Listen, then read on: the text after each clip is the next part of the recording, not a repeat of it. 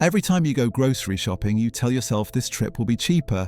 You plan it out, you try to be careful, and somehow the total is still higher than you expected. Your trolley doesn't feel full, but your receipt tells a different story. Prices keep rising, food bills keep creeping up, and it starts to feel like groceries are quietly eating away at your money. Most people assume this is unavoidable, that everyone is spending more and there's nothing you can really do about it. But that isn't actually true.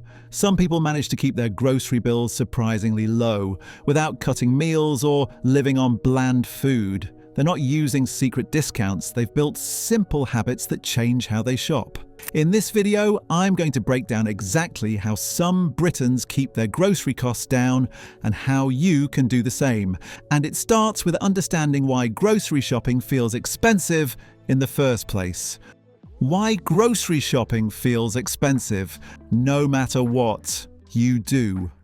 For a lot of people, grocery shopping has quietly become one of the most stressful parts of the week. You don't go in planning to overspend. In fact, most of the time, you're actively trying not to. You might even tell yourself, I'll just grab the basics, or I'll be more careful this time. But then, you get to the checkout. The number flashes up and it's higher than you expected. Again, your trolley doesn't feel full, you didn't buy anything extravagant, and yet somehow a routine shop has eaten up more of your money than you planned for. That feeling is incredibly common. People notice it when they look at their bank balance later and wonder how food costs so much now. They notice it when they compare receipts from just a few years ago. And they notice it when grocery shopping starts to feel like something you dread instead of just another task to get done. What makes it worse is the sense that this is simply the new normal. Everyone you talk to seems to say the same thing. Food's expensive now. Prices have gone mad. That's just how it is. After a while, you stop questioning it. You assume rising grocery bills are unavoidable, so you adapt. You might switch brands, you might skip a few treats, you might try to be more disciplined. But despite all that effort, the total at the till still feels out of your control.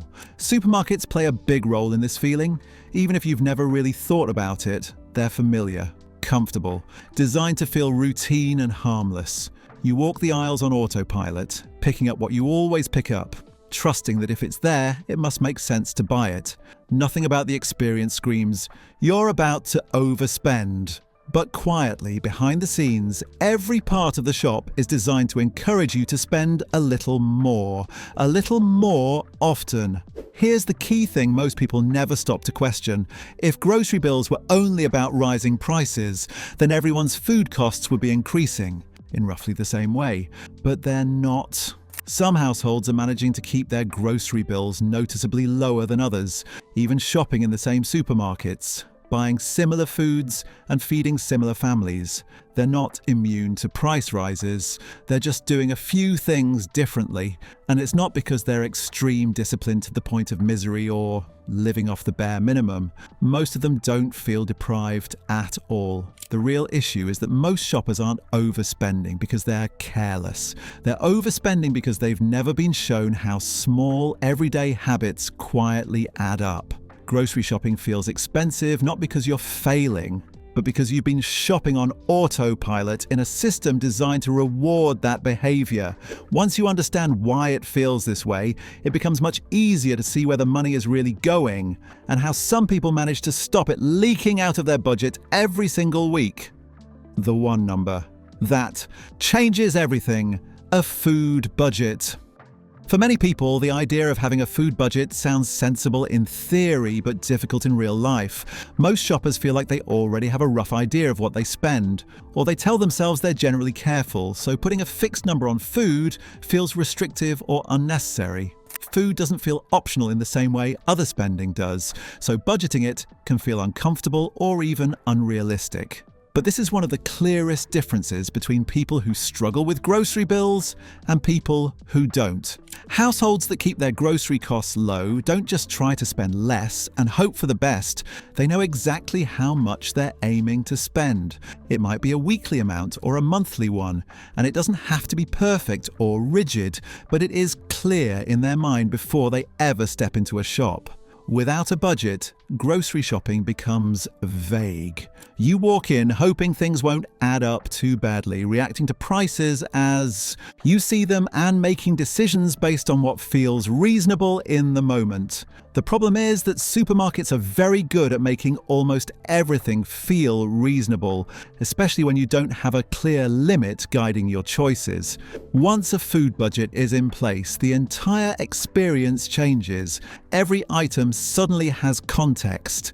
Instead of asking yourself whether you want something, you start asking whether it fits within what you plan to spend. That small mental shift quietly removes a huge amount of unnecessary spending before it even happens, without you feeling like you're constantly saying no. What surprises most people is that budgeting doesn't actually feel restrictive once it's established. In many cases, it feels calming. There's less second-guessing in the aisles, less tension at the checkout, and far less disappointment when you look at the receipt later. You already know where you stand, and that removes a lot of stress. People who keep grocery bills under control often describe the same experience. Once they understood what their food was truly costing them, the changes happened naturally. They didn't suddenly stop enjoying food or eating well. They simply became more aware of their choices, and that awareness adds up quickly over time. When you know your food budget, you're less likely to grab extras just in case, more likely to compare options, and more comfortable leaving items behind that don't really earn their place in the trolley. Not because you're depriving yourself, but because you can clearly see the trade-offs you're making. Over time, this one habit alone can save hundreds of pounds, sometimes even more, without requiring extreme discipline or constant effort. The mistake many people make is thinking a food budget comes after everything else, after meal planning, after lists, after deals and discounts. In reality, it comes first. It's the anchor that makes every other habit work better. And once that number is clear, grocery shopping stops being a guessing game and starts feeling manageable again. Why fewer shopping trips lead to lower bills? One of the most common reasons grocery bills quietly spiral is how often people go to the shop. Most shoppers don't see this as a problem because each trip feels small and reasonable. You're not doing a full shop, you're just popping in for a couple of things. Milk, bread, something for dinner that night.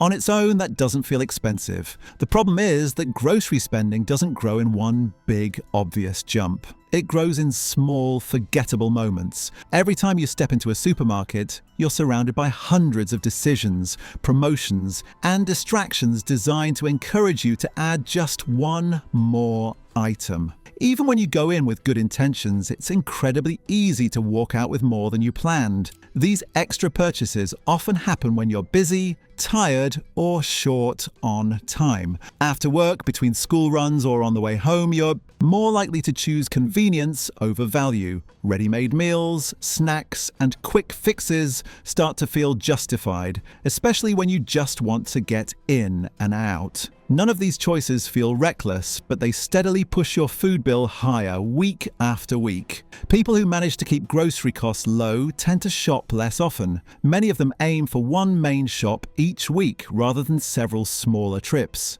By doing this, they dramatically reduce the number of times they're exposed to temptation. Fewer visits mean fewer impulse buys, fewer forgotten items, and far fewer expensive top-up shops that quietly undo your budget. Shopping less frequently also changes how you think about food at home. When you know you won't be back in the shop tomorrow, you're more likely to use what you already have, finish leftovers, and plan meals around what's in your fridge and cupboards. That reduces waste, saves money, and makes food last longer. Some people find that online grocery shopping helps with this habit as well. Without wandering the aisles, there's less temptation to browse, and it becomes easier to stick to what you actually need. You can see the total as you build your basket, which makes overspending harder to ignore. Another important factor is hunger. Shopping when you're hungry almost guarantees higher spending, particularly on snacks and convenience foods. When you shop less often and plan ahead, you're far less likely to arrive tired, rushed, and hungry, which alone can save a surprising amount.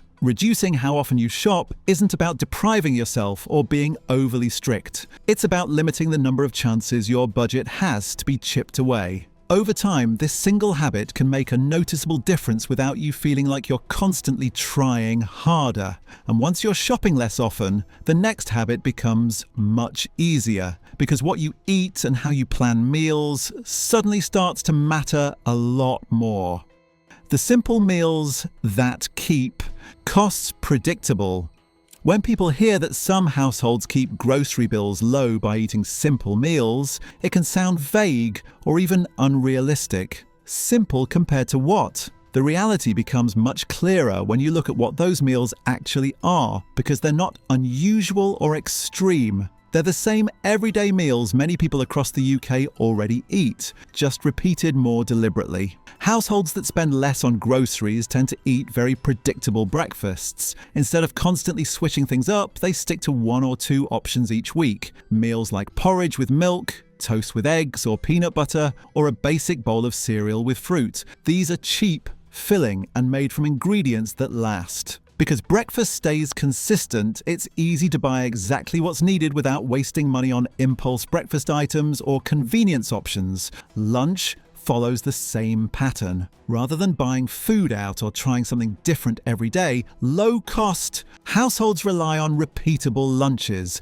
Sandwiches made with bread, cheese, eggs, tuna, or leftover chicken are common. So are leftovers from the night before, simple soups made in batches, or jacket potatoes. The key point is that lunch uses ingredients already bought for other meals, so it doesn't require extra spending or special shopping trips. Dinner is where grocery budgets are either controlled or quietly blown. People who keep costs down usually rotate a small set of familiar evening meals. Things like spaghetti bolognese, pasta bakes, chicken and vegetables, tray bakes, stir fries using frozen veg, lentil or bean stews, simple curries, or sausage and mash. These meals share the same core ingredients: onions, garlic, tinned tomatoes, pasta, rice, potatoes, which keeps shopping focused and predictable. What really matters here isn't the exact recipes, but the overlap. The same bag of onions appears across several meals. The same pack of mince stretches into pasta, chili, or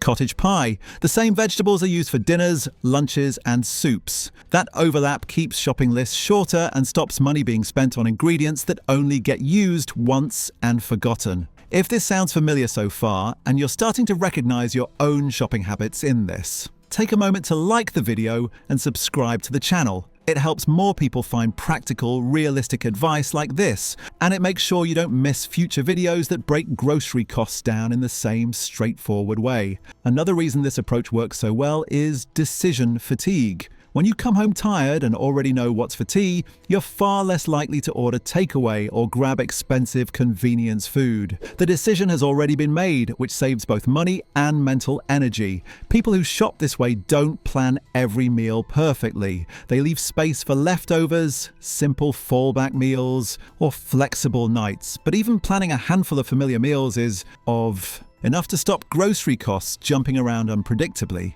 Over time, this creates stability. Grocery bills become more consistent, food waste drops, and shopping feels calmer. And once meals are predictable, it becomes much easier to turn that plan into action, which is where the next habit comes in. The shopping list, the most boring habit that saves the most. Out of all the habits that keep grocery bills low, this one is probably the least exciting, and yet it might be the most effective. Having a shopping list doesn't feel clever, modern, or impressive, which is exactly why so many people underestimate it. But for households that consistently spend less on food, the list is non-negotiable. When people shop without a list, they usually don't notice how different their behavior becomes. They move more slowly through the shop, wander between aisles, and react to what they see rather than what they actually need. One item reminds them of another, a promotion catches their eye, and before they know it, their trolley is filled with things they hadn't planned to buy. Supermarkets are designed for this exact behavior. End-of-aisle displays, special offers, and familiar brands are all positioned to catch your attention when you don't have a clear plan. Without a list, you're far more likely to browse, and browsing is expensive. People who use lists shop very differently. They move with purpose. They know which aisles they need, what they're picking up, and when they're done. The list acts as a boundary, not a reminder. It's not there to help you remember what you want, it's there to stop you adding what you don't need. In UK supermarkets, this makes a particularly big difference. So many products are offered in multiple formats. Loose vegetables versus pre-packed, large packs versus convenient small ones, branded versus own brand. When you have a list, you're more likely to compare options calmly and choose the best value instead of grabbing whatever is closest. Another hidden benefit of a list is what happens after the shop. People who don't use lists often get home and realize they've forgotten something important. That leads to extra trips back to the shop, which almost always costs more than intended. A proper list reduces those top-up shops, which quietly drain budgets week after week. Low-cost shoppers also tend to build their lists directly from their meal plan. They decide what they're going to eat first, then write down exactly what's needed to make those meals. Nothing more, nothing less. This keeps lists short, shopping faster, and spending predictable. It's also worth noting that lists don't have to be complicated. Some people use notes on their phones, some scribble on paper, others reuse the same basic list every week and tweak it slightly. The format doesn't matter. What matters is that you don't walk into a supermarket empty-handed and hope for the best. The list removes emotion from shopping. It stops hunger, stress, and temptation from making decisions for you. And over time, that single habit can make a bigger difference to your grocery bill than most discounts or deals ever will. And once you're shopping with a list built around simple meals, the next shift becomes obvious because you start to notice just how many items you don't actually need to buy at all. What low-cost shoppers actually put in their trolley.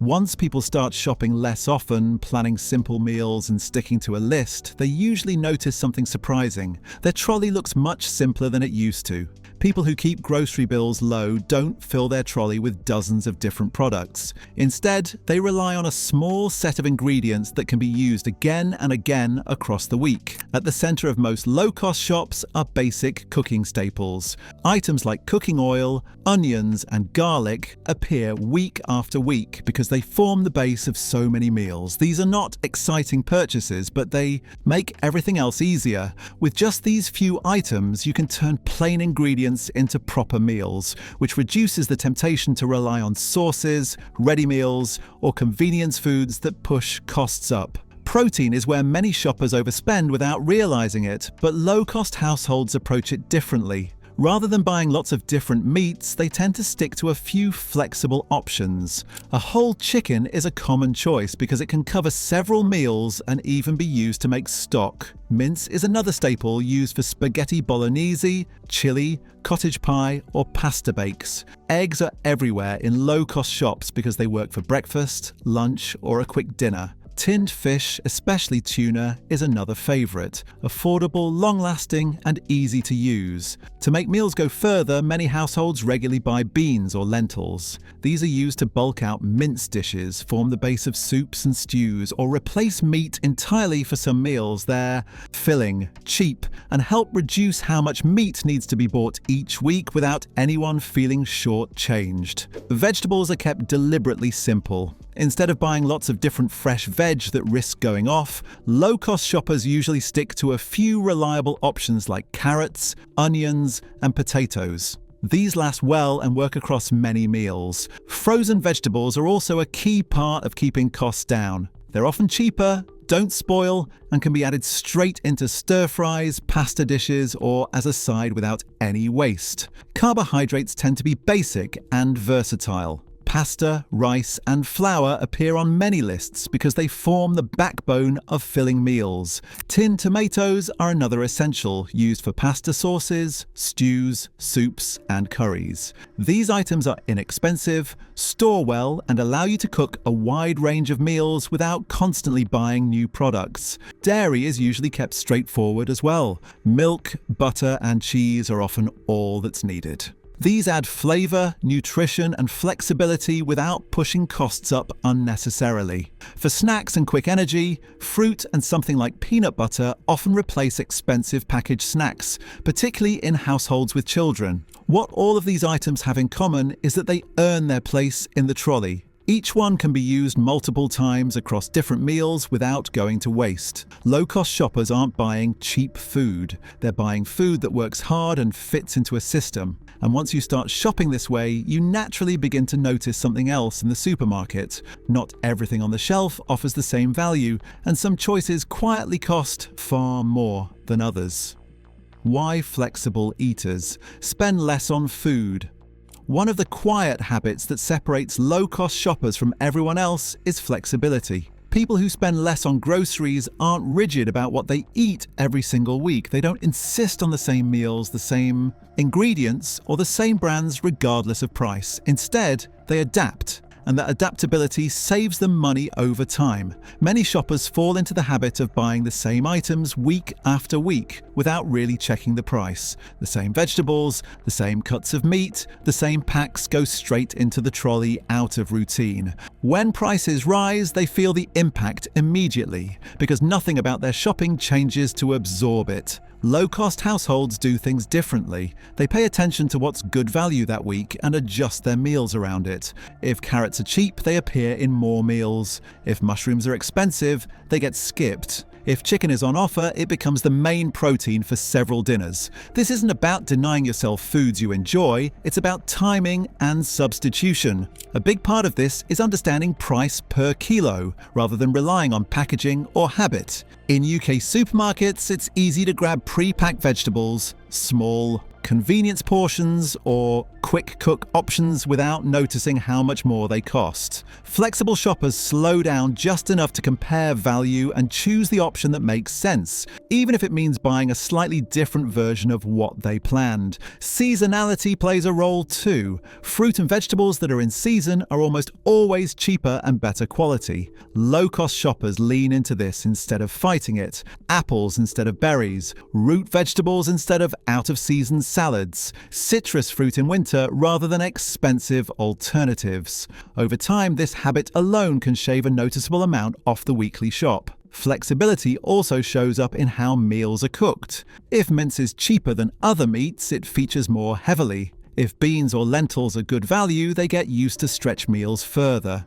If something is already in the fridge, meals are adapted to use it rather than buying something new. Nothing is wasted just because it wasn't part of the original idea. What's important is that flexible eaters don't feel like they're constantly compromising. Because they're working with simple meals and overlapping ingredients, swapping one item for another doesn't disrupt their whole week. The system absorbs the change and spending stays under control. Once you stop insisting that every shop looks the same, grocery prices feel less threatening. You're no longer reacting to price rises, you're adjusting around them, and that flexibility makes it much easier to keep costs steady even when prices fluctuate. And when all these habits come together, budgeting, fewer trips, simple meals, lists, smart items, and flexibility, one final truth becomes clear.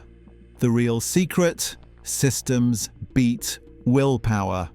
By this point, a pattern should be starting to emerge. None of the people who keep their grocery bills low are relying on motivation, discipline, or constant effort. They're not waking up each week determined to be good in the supermarket. Instead, they've built simple systems that quietly guide their decisions without much thought. That's the real difference. Most people rely on willpower when they shop. They walk into a supermarket hoping they'll make good choices, resist temptation, and stay within budget. The problem is that willpower is unreliable. It disappears when you're tired, hungry, stressed, or in a rush, which is exactly how many people feel when they do their food shopping. Low-cost shoppers remove that pressure altogether. They set a budget so spending has a clear boundary. They shop less often so temptation shows up fewer times. They plan simple, familiar meals so decisions are already made. They use a list so wandering is limited. They buy versatile ingredients so nothing goes to waste. And they stay flexible so price changes don't throw everything off. Each habit supports the next. Together, they form a system that makes overspending difficult without requiring constant self-control. That's why this approach works long-term. It doesn't depend on being perfect. It doesn't fall apart after a bad week. Even when life gets busy, the system holds. Grocery shopping becomes calmer, quicker, and far more predictable. And that predictability is what keeps costs down. The biggest shift for most people is realizing that saving money on food isn't about finding one clever trick. It's about changing how you approach grocery shopping as a whole. Once that mindset clicks, the savings follow naturally. If this breakdown has been useful so far, take a moment to like the video and subscribe to the channel. It helps more people find practical, realistic advice like this. And it means you won't miss future videos that break down everyday spending in the same straightforward way. Because once you stop relying on willpower and start relying on systems, grocery shopping stops feeling like a constant battle and starts feeling manageable again.